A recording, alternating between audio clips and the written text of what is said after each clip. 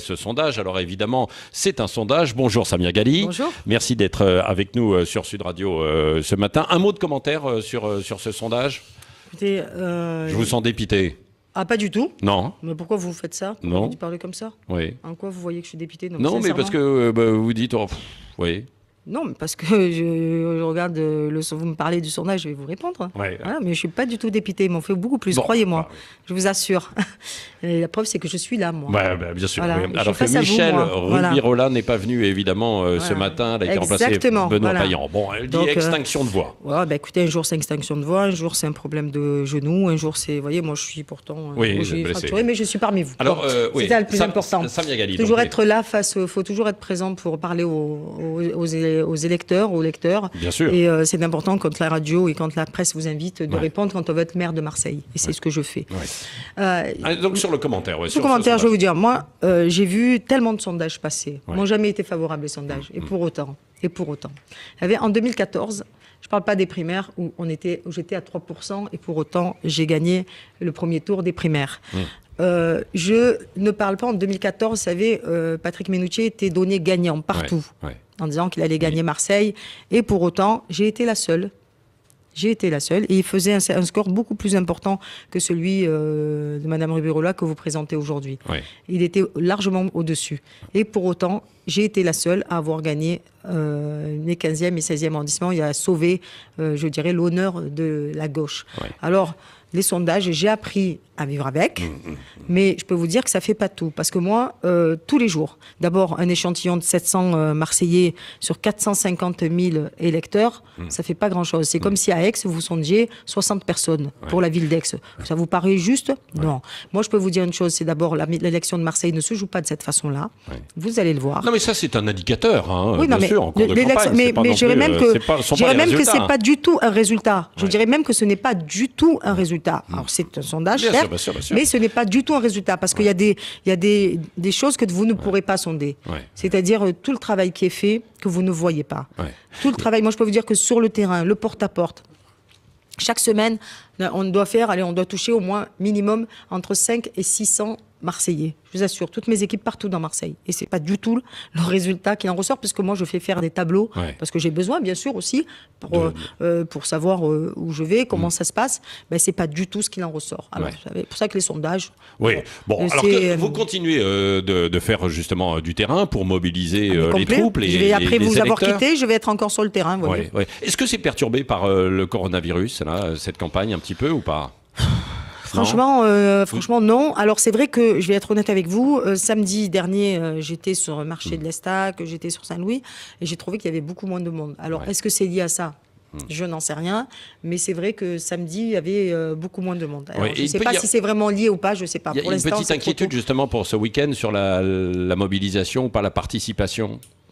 Mais j'espère pas quand même. Franchement, j'espère pas parce que déjà l'élection municipale, je pense qu'il y aura beaucoup d'abstentionnisme parce que moi je le vois sur le porte-à-porte, beaucoup de gens qui sont indécis, beaucoup qui ne savent pas pour qui voter. Ça, c'est une réalité aussi qui n'apparaît pas dans votre sondage et pourtant c'est une réalité. Non, mais je vous le dis parce que dans le porte-à-porte, c'est ce qui ressort. Donc je pourrais peut-être vous donner quelques aussi informations là-dessus. Ça pourrait être plus complet. Et donc ils ne savent aujourd'hui pas ce qu'ils vont voter. Il y en a beaucoup. Oui, bien sûr. Donc vous qui aviez demandé l'armée, on s'en souvient, pour réclamer en fait le retour, pas de la paix, mais presque dans les quartiers. Aujourd'hui encore, vous seriez prête à la réclamer?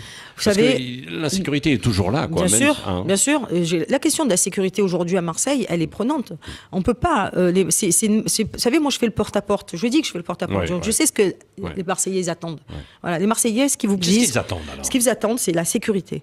La sécurité, pour eux, ils ont besoin de se sentir en sécurité en tout point de vue, que ce soit une sécurité physique, de la sécurité proprement dite, ou que ce soit une sécurité à travers le logement, à travers l'école, c'est ça. Ils ont le sentiment de ne pas être protégés. Voilà, je dirais presque même du terme peut-être protégé mieux que sécurité. Voilà, c'est qu'on se sente protégé et protégé par le premier magistrat de la ville. Et c'est ça qui est important, c'est qu'à un moment, les Marseillais aient le sentiment qu'il y a quelqu'un qui va avoir de l'autorité, de l'efficacité, de l'autorité, je dirais de la solidarité aussi, d'être juste, mais autoritaire. C'est ce qui explique le score aussi de Stéphane Ravier, qui est à 22% dans le sondage. Et puis, le Front National est toujours assez haut aussi à Marseille, aux environs de 20-25. Le Front National, il a un socle, il a son socle sur lequel il est assis, et ça c'est indéniable. Et là, vous pouvez essayer d'aller convaincre ces personnes, de leur dire, écoutez, sans voter Rassemblement National, nous, on peut vous apporter aussi la sécurité, parce qu'ils n'y croient pas. Moi, ce que je peux vous dire, c'est que Ravier, sur le 13e et 14e arrondissement, où je me rends régulièrement aussi, j'ai plutôt le sentiment qu'il est en déperdition aussi, il ne faut pas croire. Il fait moins que ce qu'il a pu faire en 2014, parce que je pense qu'il y a des déceptions aussi, parce que là où il avait dit qu'il apporterait de l'ordre, il a ramené du désordre. Ouais. On parle aussi d'un climat délétère dans cette campagne, avec des attaques. Vous les sentez, vous les subissez? Non, franchement, vous savez, moi j'avance, je fais du... Vous-même, vous aviez été attaqué avec une histoire judiciaire sur un terrain, etc.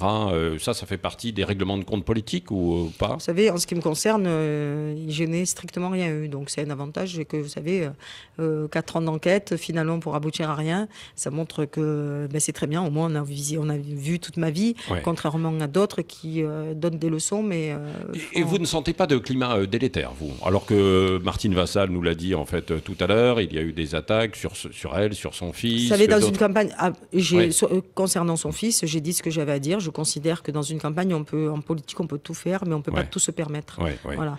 Il y a un moment, il y a de la vie privée. Nos enfants ne demandent pas à faire de la politique, ne font pas de la politique. Et moi, je veux préserver mes enfants. Je ne permettrai à personne, je dis bien à personne, de toucher à mes enfants. Donc je ne touche pas aux enfants des autres. Et c'est pour ça que je lui ai apporté toute ma solidarité. Je sais que malheureusement les autres candidats ne l'ont pas fait, je le regrette, parce qu'il y a des choses sur lesquelles on ne touche pas, il y a des principes sur lesquels on ne va pas. La vie politique, quand on est un homme ou une femme politique, on choisit de l'être, mais notre famille ne choisit pas de faire de la politique. Elle le subit d'ailleurs, souvent. Donc je pense qu'à minimum, ça doit être des choses qu'on doit respecter. Oui, Samia Ghali, il n'y a pas des jours où vous avez envie de baisser les bras parce que vous n'y arrivez pas. Enfin, je dis vous, c'est en fait l'ensemble de la classe politique pour résoudre en fait ces problèmes. Donc on a parlé beaucoup d'insécurité depuis, ça fait 30 ans qu'on en parle à Marseille. Aujourd'hui, il y a la pollution, l'écologie, ces différents problèmes. Vous savez, aujourd'hui, de vouloir, il faut être bien de poser la question de cette façon-là, parce que c'est pour ça que ma candidature, elle a tout son intérêt. Vous savez, j'aurais pu me mettre dans un confort politique et être tranquille et pas aller à la bataille de la ville de Marseille. Si je vais à la bataille de la ville de Marseille, c'est parce que je sais que ma ville est en souffrance. Je sais que ma ville, en matière de sécurité, est en souffrance. En matière de propreté, est en souffrance. En matière de logement, est en souffrance. Et je sais comment réparer ces souffrances-là. Et moi, je crains, je le dis quand je regarde... rien contre ces personnes, mais qu'il y a des personnes dont je sais que malheureusement, ils n'arriveront pas à venir à bout. Vous savez pourquoi? Parce qu'ils n'ont pas un regard de la ville. Ils n'ont pas un regard réel sur la ville. Pourquoi? Parce qu'ils sont aussi dans la ville, comme vous, non? Mais sauf qu'ils n'ont pas un regard réel sur la ville. Donc je dis juste qu'il y a des personnalités qui, malheureusement, ne regardent pas la ville à 360 degrés, qui n'ont un regard que sur un prisme de centre-ville, un prisme de certains électorats, mais pas forcément un regard sur l'ensemble de la ville. Et ça, c'est dangereux, parce que pour s'occuper de Marseille, il faut justement connaître du plus petit problème au plus grand problème, et surtout ne pas être dans le déni de cette situation. Et vous le savez, combien de fois je suis venue sur votre radio, bien sûr, pour défendre Marseille, pour expliquer des choses qui n'allaient pas. Et voilà, donc c'est aussi ça. J'espère demain ne plus avoir à le faire. Marseille et ses particularités, c'est vrai que ce qui est assez frappant, alors il y a un brassage de population qui est énorme en fait dans cette ville de Marseille, et vous vous baladez dans beaucoup de quartiers dans le centre-ville et on ne parle pas toujours le français. Alors Stéphane Ravier lui est cash, il a dit il faut parler français, il a interdit en fait aux agents de parler en langue étrangère. Vous, quelle est votre position? Je ne savais pas que maintenant M. Ravier va arriver à faire arrêter les gens, parler là où ils ont envie de parler. Enfin, mais de quoi on parle? De quoi on parle? Mais c'est n'importe quoi. C'est n'importe quoi. Aujourd'hui, où justement les langues, c'est quelque chose qu'il faut développer le plus possible, parce que il y a la mondialisation, parce que le monde est ouvert.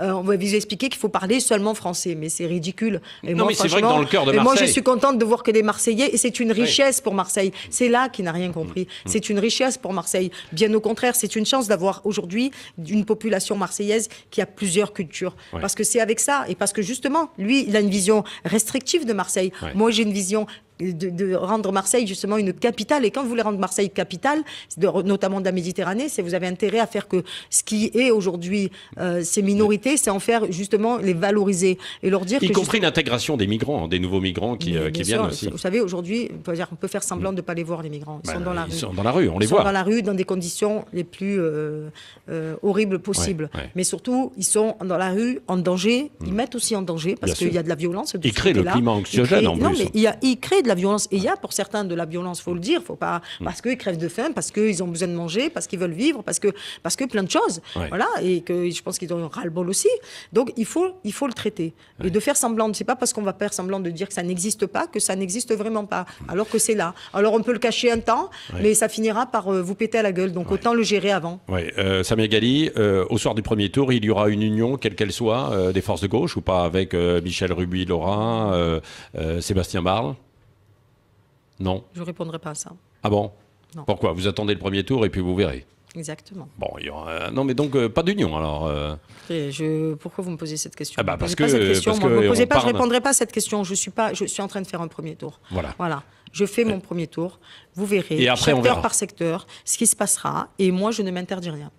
Merci, Samia Ghali, candidate d'Hiver Gauche, était l'invitée ce matin de Sud Radio. On donnera la parole d'ailleurs aussi à d'autres candidats qui seront avec nous tout à l'heure encore jusqu'à 10h. Tout au long de cette matinée, dans un instant, on fera un petit déjeuner de l'actu. On reviendra bien sûr sur Marseille avec des auditeurs. Vous nous appelez 0826 300 300.